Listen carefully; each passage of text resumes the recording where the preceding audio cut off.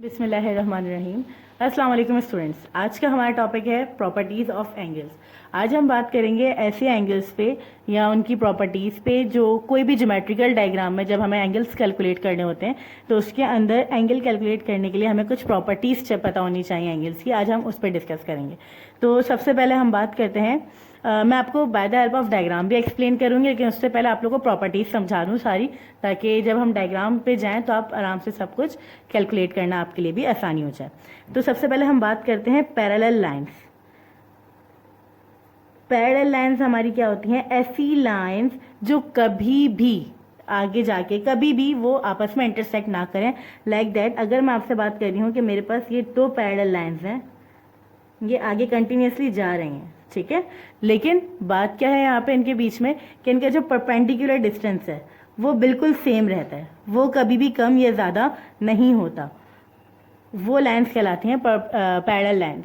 अगर मैं आपसे कहूँ कि इनका परपेंडिकुलर डिस्टेंस सेम ना हो, ठीक है, तो ऐसी कंडीशन में क्या है कि अगर एक लाइन मेरी ये स्ट्रेट जा रही है, ठीक है, लेकिन दूसरी लाइन शुरू यहाँ से हो रही है लेकिन जाते जाते वो कम हो रही है, तो आप नोट कर सकते हैं जब इसका परपेंडिकुलर डिस्टेंस सेम नहीं रहेगा तो ये आगे जाके कहीं ना कहीं इंटरसेक्ट तो कर जाएगी, और जहाँ पे ये इंटरसेक्ट कर जाए तो ऐसी लाइंस पैरेलल लाइंस तो होती नहीं है।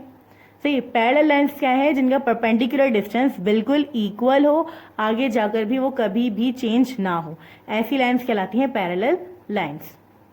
अब अगर इनका परपेंडिकुलर डिस्टेंस चेंज होता है तो ये तो आगे जाके इंटरसेक्ट कर जाएंगी, चाहे जितना भी हो, कहीं ना कहीं जाके वो आपस में मीट कर जाएंगी, तो वो पैरेलल लाइंस नहीं रहेंगी। इन शॉर्ट, अगर दो लाइंस हैं और उनका परपेंडिकुलर डिस्टेंस सेम जा रहा है थ्रू आउट द लाइन, तो वो लाइंस कहलाती हैं पैरेलल लाइंस। अब सेकेंड पॉइंट हमारे पास है, सेकेंड पॉइंट है मेरे पास ट्रांसवर्सल लाइन। ट्रांसवर्सल लाइंस, तो ये लाइन कौन सी होती है? ये लाइन क्या कहलाती है? ये लाइन कट करती है दो पैरेलल लाइंस को। यानी कि अगर मैं आपसे कहूँ कि मेरे पास पेयर ऑफ पैरेलल लाइन है, ठीक है, ये पैरेलल लाइन है मेरे पास, जो दो पैरेलल लाइंस को कट कर दे या इंटरसेक्ट कर दे उनको, वो लाइन कहलाती है ट्रांसवर्सल लाइन। इट मीन्स मेरे पास अगर मैं इसको नाम दे दूं सी डी, तो लाइन सी डी, ठीक है, वो मेरी क्या है? Transversal line. इसी तरीके से अगर मैं आपसे कह रही हूँ मेरे पास एक लाइन, ये दो पैरेलल लाइंस यूं जा रही थी और इसको कट कर दी इस वाली लाइन है, इसे मैं कह रही हूँ पी क्यू, तो अब ट्रांसवर्सल लाइन कौन सी है मेरे पास? पी क्यू, क्योंकि ये हमारे पास जो दो पैरेलल लाइन थे उनको कट किसने किया है? लाइन पी क्यू ने। तो अब यहाँ पे ट्रांसवर्सल लाइन कौन सी है? पी क्यू, ठीक है। अब इन दो से, यानी कि पैरेलल लाइन और ट्रांसवर्सल लाइंस, जब ये आपस में, यानी कि हम इससे एंगल्स बनाते हैं तो इसमें से बहुत सारे एंगल्स निकलते हैं। अब आपको डायग्राम्स दी जाती हैं कि ये एंगल कैलकुलेट करें, एंगल्स के नाम दे दिए जाते हैं, तो उसको ट्रिकली हमें कैसे कैलकुलेट करना है मैं आज आपको वो सिखाऊंगी। तो आपको पैरेलल लाइंस और transversal line hope so clear हो चुका होगा। अब मैं इसकी प्रॉपर्टीज़ पर आती हूँ। सही, पहली प्रॉपर्टीज़ आप लोगों को सबको पता है, सप्लीमेंट्री एंगल्स। सप्लीमेंट्री एंगल्स कौन से होते हैं? ऐसे एंगल्स,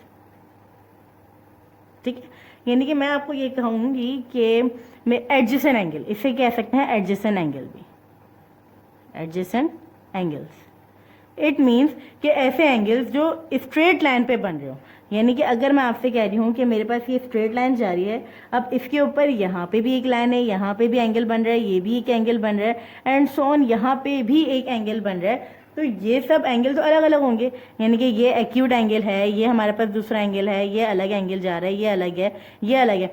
लेकिन एडजेसेंट एंगल क्या होगा कि इन सब को, यानी कि एडजेसेंट एंगल क्या है? बराबर में। सप्लीमेंट्री एंगल्स क्या होते हैं? इन सब को सम करूंगी तो जो स्ट्रेट लाइन पे एंगल बनेगा वो होना चाहिए 180 डिग्री के बराबर, यानी कि सम ऑफ ऑल एंगल। इसे मैं ये भी कह सकती हूँ sum of all angle in a straight line, in a straight line is equals to 180 degree. Straight line पे जितने भी एंगल्स हैं उन सबका सम किया जाए तो वो 180 डिग्री के बराबर आना चाहिए, वो कहलाता है हमारा सप्लीमेंट्री एंगल। ठीक है। अब आ जाते हैं एडजेसेंट एंगल। एडजेसेंट एंगल और सप्लीमेंट्री एंगल में थोड़ा सा डिफरेंस ये है, एडजेसेंट एंगल में अगर आपसे कहती हूँ तो वो ये भी है कि यहाँ पे ये एंगल है और इस एंगल को यानी कि एक स्ट्रेट लाइन है उसे कट कर दो इस तरीके से, तो मेरा ये वाला एंगल और ये एंगल, ये दोनों आपस में क्या है, एडजेसेंट एंगल। यानी कि एंगल ए और एंगल बी दोनों को सम करूंगी तो 180 के बराबर आएगा, लेकिन है क्या, ये एडजेसेंट एंगल। तो ये सारे एंगल्स, इनमें थोड़ा सा डिफरेंस है सप्लीमेंट्री एंगल्स में और एडजेसेंट एंगल्स में। अब इसी तरीके से मैं आपसे बात करती हूँ, मेरे पास इसकी ये फर्स्ट प्रॉपर्टी हो गई। अब मैं आपसे सेकंड प्रॉपर्टी की बात करती हूँ, तो वो मैं यहाँ पे कह रही हूँ कॉम्प्लीमेंट्री एंगल्स। Complementary angle. अब व्हाट आर कॉम्प्लीमेंट्री एंगल्स, अब यहाँ बात करते हैं। तो कॉम्प्लीमेंट्री एंगल क्या होते हैं, जिसका सम, यहाँ पे मैं आपसे कहूँगी sum of all angle is equals to 90 degree. यानी कि जितने भी एंगल इसके बनेंगे उसका सम कितना आना चाहिए, 90 डिग्री। अब ये सप्लीमेंट्री एंगल क्या है, हमारा स्ट्रेट लाइन पे बन रहा है, तो इसका मतलब है, अब सप्लीमेंट्री में हमारे पास क्या है, इसका मतलब आएगा कि स्ट्रेट लाइन पे जो एंगल्स बनेंगे उनका सम करेंगे वो क्या हो जाएगा, सप्लीमेंट्री एंगल 180 के बराबर। लेकिन यहाँ पे बात हो रही है कॉम्प्लीमेंट्री एंगल, तो इट मीन्स जो आप राइट एंगल आप जो बनाते हैं, राइट एंगल जो टोटल सम जिसका बराबर होता है 90 डिग्री के, ठीक है। अगर मैं इसको अलग अलग पार्ट में डिस्ट्रीब्यूट कर देती हूँ, ठीक है, फॉर एग्जाम्पल अगर मैं कह रही हूँ मेरे पास एक राइट एंगल ये रहा, ठीक है, इसका एक एंगल यहाँ पे अलग आ रहा है, इसका ये अलग आ रहा है, ये वाला एंगल, और ये एंगल अलग है, तो इन तीनों को सम करने के बाद जो भी आएगा, इन तीनों को मैं सम करूंगी, यानी कि ए बी सी है, अगर मैं नाम इनको देती हूँ, तो ए प्लस बी प्लस सी जो बराबर होना चाहिए वो 90 डिग्री की होना चाहिए, ये कहलाता है हमारा कॉम्प्लीमेंट्री एंगल। ठीक है, अब आपको सप्लीमेंट्री एंगल भी समझ आ गए, कॉम्प्लीमेंट्री एंगल भी समझ आ गए, और एडजेसेंट एंगल का सम भी कितना होना चाहिए, 180 डिग्री, आपको ये भी पता चल गया। अब हम आते हैं इसकी थर्ड प्रॉपर्टी की तरफ, और थर्ड प्रॉपर्टी है हमारे पास ऑल्टरनेटिव एंगल्स। ऑल्टरनेट एंगल्स, अच्छा, ये वो प्रॉपर्टी है। अब फर्स्ट और सेकंड प्रॉपर्टी तो बहुत ऐसी थी जो कंपलसरी सब बच्चों को पता होती है, चाहे वो किसी भी लेवल के हों, लेकिन जब बात आती है ऑल्टरनेट एंगल्स की, तो इसमें कहा जाता है कि ऑल्टरनेट एंगल्स इक्वल होते हैं। ठीक है, ऑल्टरनेट एंगल्स हमेशा इक्वल होते हैं, लेकिन किस तरीके से इक्वल होते हैं हमें वो बताना होता है। तो मैं इसके लिए आपको सिर्फ एक की पॉइंट बताऊंगी कि आप एक अल्फ़ाबेट इसके लिए याद कर लें कि ये है Z। अब मेरे पास ये Z है, ठीक है। अब Z में जितने भी जो इसका इंटीरियर एंगल है, इंटीरियर साइड का जो एंगल बनेगा वो क्या कहलाएगा, इसका, वो दोनों हमेशा सेम होंगे, तो वो ऑल्टरनेट एंगल्स कहलाएंगे। जस्ट लाइक इस तरफ मैं अगर देखती हूँ तो यहाँ का एंगल बराबर होगा इस एंगल के, ठीक है, ये दोनों सेम होंगे। अगर ये है 60 degree, just suppose, let suppose मैं बात कर रही हूँ आपसे, तो ये भी कितना होगा, 60 डिग्री। अगर मैं आपसे बोलूँ कि मैं आपको ये एंगल दे रही हूँ, तो क्या आप इससे ये एंगल कैलकुलेट करके दे सकते हैं? तो ऑब्वियसली आप ये एंगल कैलकुलेट कर सकते हैं, क्यों? क्योंकि ऑल्टरनेट एंगल्स क्या होते हैं, हमेशा इक्वल होते हैं। तो 60 डिग्री अगर ये है तो ये भी 60 होगा, ये 45 है तो ये भी 45 होगा, ये 90 है तो ये भी 90 होगा। बस याद रखिएगा वो क्या होना चाहिए, ऑल्टरनेट होना चाहिए, या फिर इसको आप ये दो पैरेलल लाइंस को एक ट्रांसवर्सल लाइन कट करेगी तो वहां से बनेगा ये Z। ठीक है, यानी कि अगर मैं आपसे कह रही हूँ मेरे पास एक ये दो पैरेलल लाइंस जा रही हैं, इसको मैंने ट्रांसवर्सल लाइन से कट कर दिया, तो अगर आप गौर से देखें तो क्या मेरे पास यहाँ पे ये Z नहीं बन रहा? ऑब्वियसली बन रहा है। ठीक है, Z हमेशा वहां बनेगा जहां पे दो पैरेलल लाइन को कट कर दे एक ट्रांसवर्सल लाइन। ठीक है, अब अगर मैं आपसे इस वाली डायग्राम की बात करती हूँ तो क्या यहाँ पे Z बन रहा है? बिल्कुल बन रहा है, क्योंकि दो पैरेलल लाइन है और एक ट्रांसवर्सल लाइन है।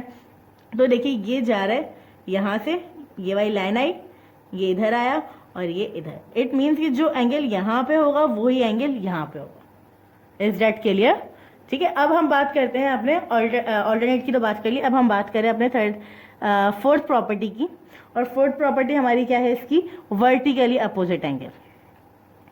वर्टिकली अपोजिट एंगल्स, ये बिल्कुल सिंपल है, यानी कि अपोजिट एंगल क्या होंगे, वो ऑब्वियस सेम होंगे। ठीक है, अगर मैं आपसे कह रही हूं कि मेरे पास एक एक्स बना हुआ है, ठीक है, उसमें जो मेरे पास एंगल ए होगा, अब मेरे पास ये एंगल्स हैं ए,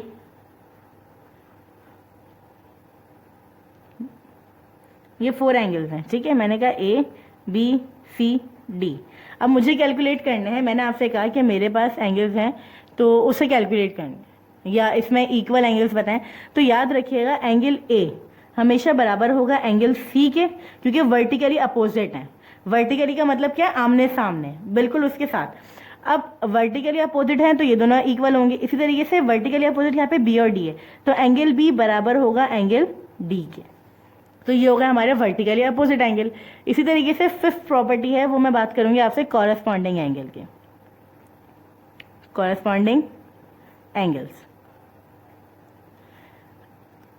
कॉरेस्पॉन्डिंग एंगल के लिए भी आप एक अल्फाबेट, जिस तरीके से हमने ऑल्टरनेट के लिए Z याद किया था, कॉरेस्पॉन्डिंग के लिए आप याद कर लीजिए F। F के जो इंटीरियर एंगल है, यानी कि F का एक इस कॉर्नर का एंगल, ठीक है, और एक ये एंगल, ये कॉरेस्पॉन्ड है। जो इस साइड पे ही है ना, मैं ये नहीं कहूंगी कि इसी के अंदर वाला एंगल आ जाए, नहीं। अगर आपका एक एंगल इस तरफ है तो बिल्कुल इसी कॉरेस्पॉन्ड दूसरा एंगल यहाँ पे होगा, तो वो दोनों इक्वल होंगे। लेट सपोज अगर मैं आपसे कह रही हूँ कि ये एंगल ए है और ये एंगल सी है, तो यहाँ पे एंगल ए बराबर हो जाएगा एंगल सी के, ठीक है। अगर अब मैं आपसे कह रही हूँ कि मेरे पास एक लाइन मैंने ड्रॉ किया आपके सामने, दो पैरेलल लाइन को एक ट्रांसवर्सल लाइन ने कट कर दिया, तो अब यहाँ पे देखें एफ किस तरीके से बन रहा है। एफ मेरे पास एक ये लाइन भी है, यहाँ से ये लाइन गई और ये एफ बन गया। अब आपको यहाँ पे अपनी क्रिएटिविटी शो करनी होगी कि कहाँ कहाँ पे मेरे पास एंगल्स कौन कौन से आ रहे हैं और कौन कौन से नहीं, किस तरीके से अल्फ़ाबेट्स बन रहे हैं। यहाँ पे इस तरह का आपको एक पजल गेम है कि आपको एंगल्स में से अल्फ़ाबेट फाइंड आउट करना है, ठीक है। एक ओवरऑल मैं क्वेश्चन समझाऊंगी जिसके अंदर हम सारे एंगल्स को फाइंड आउट करेंगे, लेकिन अभी सिर्फ हम प्रॉपर्टीज समझ रहे हैं। अब कॉरेस्पॉन्डिंग एंगल है, कॉरेस्पॉन्डिंग में देखें एफ यहाँ पे बन रहा है, तो इसका ये एंगल इस एंगल के बिल्कुल इक्वल होगा। अब अगर मैं देखूं तो मेरे पास यहाँ पे भी बन रहा है एक एफ, ठीक है, ये वाली साइड, तो इसी तरीके से ये वाला एंगल ये वाले एंगल के इक्वल हो जाएगा, ठीक है। अब हम इसकी कुछ और प्रॉपर्टीज हैं, यानी कि हमने सप्लीमेंट्री एंगल भी पढ़ लिया, कॉम्प्लीमेंट्री भी पढ़ लिया, ऑल्टरनेट भी पढ़ ली, वर्टिकली अपोजिट भी पढ़ ली, कॉरेस्पॉन्डिंग एंगल्स भी पढ़ लिया। अब हमने ये सारे एंगल्स तो पढ़ लिए, अब हम एंगल्स की तरफ आते हैं, एक्सटीरियर एंगल्स।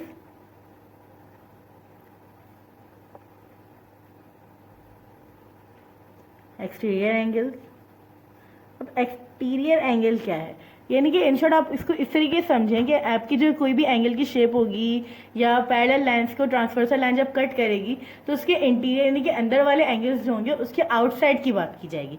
इट मीन्स कि अगर मैं आपसे कह रही हूँ कि मेरे पास ये दो पैरेलल लाइंस हैं और इसको कट करा है एक ट्रांसवर्सल लाइन ने, ठीक है, तो मेरे पास जितने भी यहाँ पे एंगल्स हैं, दिस वन यानी कि ये वाला, ये सारे, ये चारों एंगल्स क्या है, इंटीरियर यानी कि इनसाइड है, तो ये इंटीरियर एंगल्स हैं।